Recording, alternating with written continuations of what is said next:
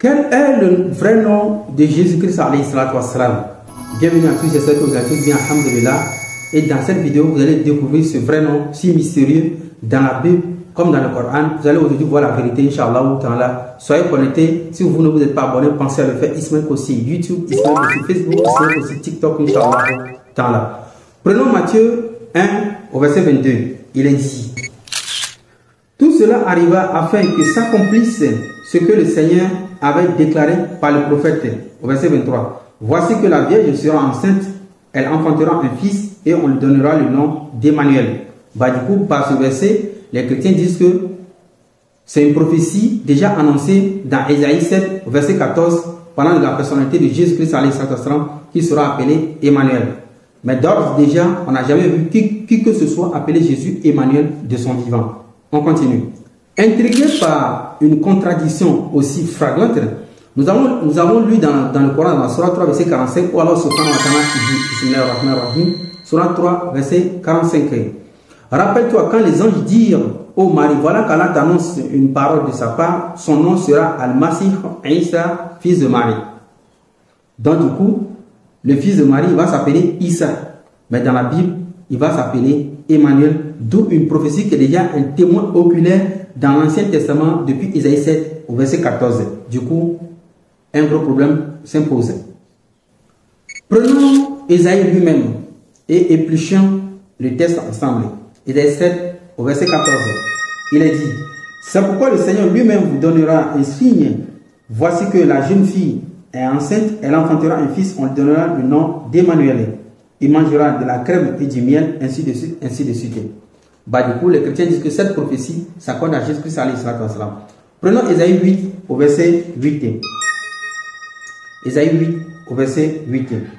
Il est dit: il se tournera contre Juda, il inondera et débordera, il atteindra jusqu'au cou, le déploiement de ses ailes remplira l'étendue de ton pays.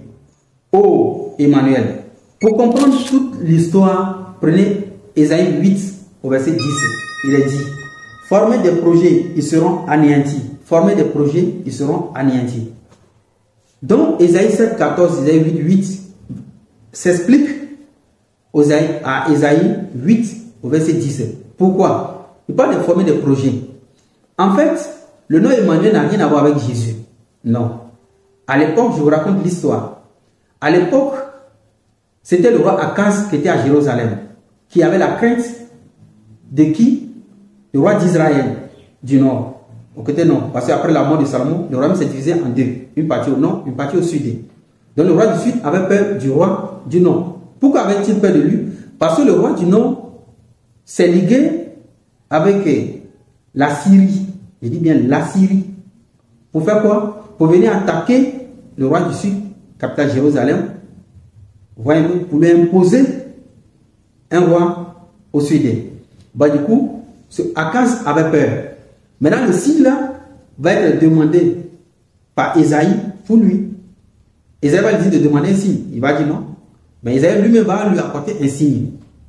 Que auprès de lui, une jeune femme va donner un fils. Son nom sera Emmanuel, ça veut dire Dieu avec nous. En fait, c'est la signification du message. Ce n'est pas un nom comme ça. Dieu avec nous. C'est-à-dire, on a des gens qui se sont levés contre nous. Mais nous allons donner quoi? Espoir, Dieu avec nous. Ok, pour mieux comprendre l'histoire, repartons toujours dans Ésaïe 7 au verset 16. Il est dit: mais avant que l'enfant sache refuser ce qui est mauvais et choisir ce qui est bon, le territoire des deux rois qui t'épouvantent sera abandonné. Explication. Le territoire des deux rois qui t'épouvantent sera abandonné. C'est-à-dire, il y avait le royaume du nord et la Syrie qui se sont ligués contre le roi Akaz qui est à Jérusalem au sud.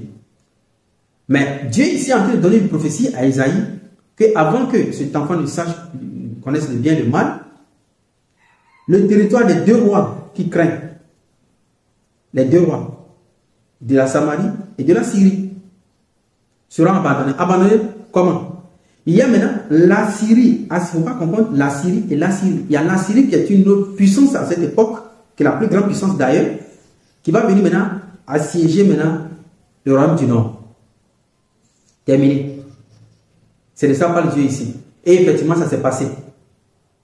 Nous allons vous donner des dates, tout. Et pour ceux qui veulent intégrer nos groupes d'enseignement de l'interreligieux, Inch'Allah, là, on donne plus de détails. Les années, tout. Vous voyez un peu? Donc, c'est là maintenant, ces deux pays-là, la Syrie et le royaume du Nord, seront abandonnés. Ils seront quoi? Assiégés par quoi? La Syrie qui est la puissance à l'époque. Du coup, le roi du Sud, lui maintenant, il va faire alliance avec la Syrie après. Vous comprenez? Il sera épargné. Mais il va gagner.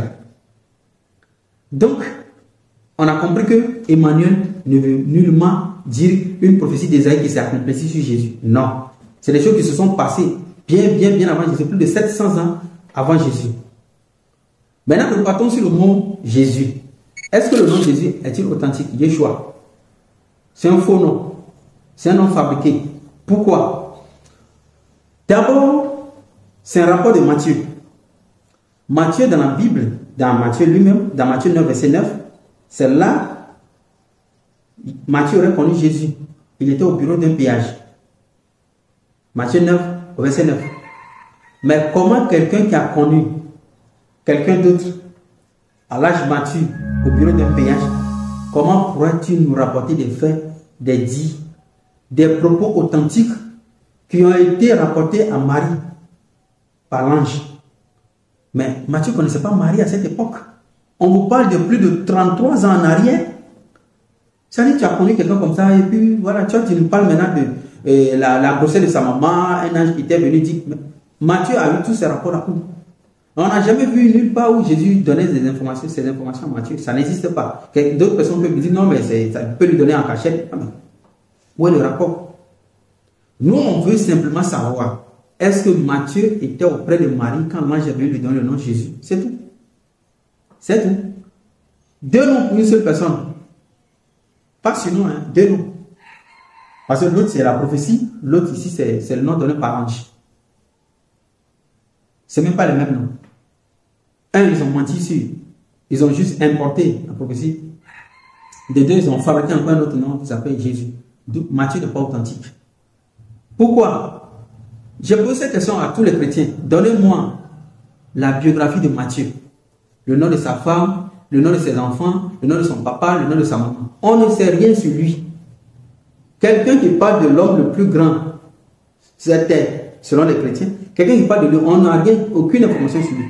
Mais si on n'a pas des informations sur lui, ça veut dire qu'on est allé seulement, on est rentré dans une grotte, on a trouvé un livre, Matthieu, et puis on a pris, c'est fini. On ne sait pas qui l'a écrit. Mais si c'est un païen, on ne sait pas. Si c'est un faux historien, on ne sait pas. Si c'est un croyant, on ne sait pas. Il n'y a aucun trait sur lui, qu'il est croyant, qu'il n'est pas croyant, il n'y a aucun trait. Donc on a pris le livre, on a mis, ah ok, parole de Dieu, Jésus a dit, terminé. Mais, à un moment donné, il faut arrêter. Alors, maintenant, si nous, musulmans, décrédibilisons le texte de la Bible, ou notamment, en l'occurrence, sur le nom de Jésus, mais comment allons-nous prouver, nous aussi, étant musulmans, que le nom de Jésus, c'est Isa alayhi salatu wassalam? Prenons la surah 3 au verset 44. Qu'est-ce qu'Allah subhanahu wa ta'ala dit? Il dit, Bismillah ar-Rahman ar-Rahim, Zalika min amba'i goybi nuhihi ilayk. Nuhihi ilayk. Je vous lis ça en français. Surah 3, verset 44. Ce sont là des nouvelles de l'inconnaissable que nous te révélons. Ce sont là les nouvelles de l'inconnaissable que nous te révélons. C'est-à-dire c'est Dieu même qui d'abord qui dit ça comme préambule. Ensuite, il annonce le nom. Voilà. Dieu dit ce sont là les nouvelles de l'inconnaissable. Mais où est-ce que Matthieu aurait attesté quoi que ce soit? Raison pour laquelle nous nous demandons d'abord à savoir qui est Matthieu, qui vient d'où, il a vécu où, ses enfants, sa femme et autres. Il faudrait qu'on ait au moins une information sur lui comme un individu, pas un fantôme. Un fantôme, non. Ouais, un peu. Mais ici, d'autres vont nous dire, mais c'est Dieu aussi, on l'a vu, il a vécu, a-t-il vécu avec les gens? Mais vous avez Matthieu qui a vécu avec les gens. Vous avez quelqu'un qui a vécu physiquement, vous n'avez pas les informations sur. Comment vous voulez voir, comment vous voulez poser la question sur le divin? Mais si vous nous dites que c'est le divin qui a révélé ça sur Jésus, là, on peut vous poser d'autres questions sur d'autres paramètres. Mais là, il s'agit de quelqu'un qui a vécu en Israël, qui a grandi, qui a vécu, qui a eu une personnalité. Mais on n'arrive pas à avoir des informations sur son papa, sa maman, sa femme. Il est né où, comment, qu'est-ce qu'il faisait, ses métiers, rien. Non, ça ne se fait pas comme ça. Donc, en conclusion, le nom, c'est Issa. Juste à preuve de contraire. Ce nom, c'est Issa. Parce que le canal par lequel on a ce nom, c'est un canal authentique. C'est Dieu qui dit, voici,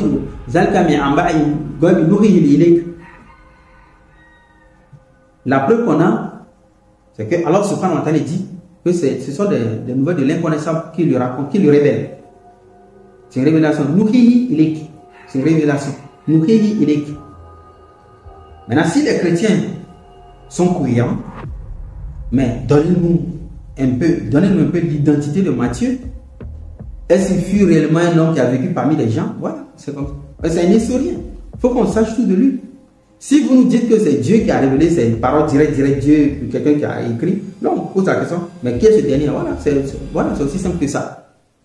Inch'Allah. Donc abonnez-vous, Inch'Allah, pour la suite. Salam alaikum.